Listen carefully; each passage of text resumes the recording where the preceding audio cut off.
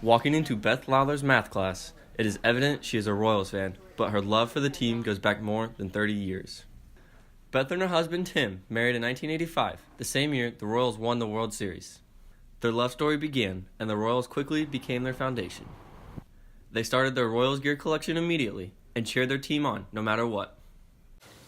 He was an extremely loyal fan.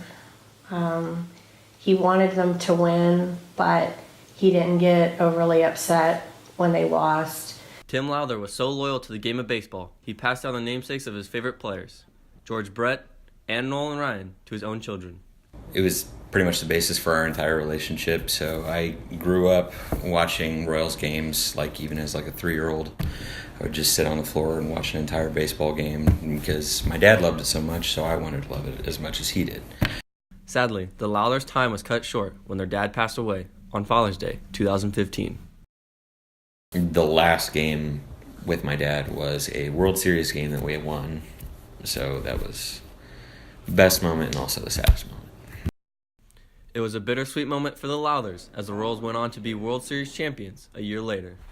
Through all of the World Series games in 2015 playoff and World Series games that I got to go to, all I could think about most of the time was he would love to be here. He, would not believe the stadium, how blue it was and how energetic it was, and the crowd was just so together.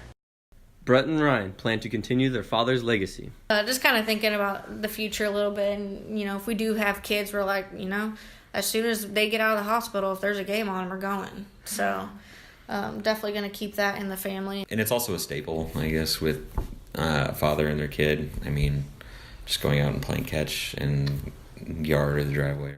Tim is remembered as an angel in the outfield to both the Royals and, most of all, his family.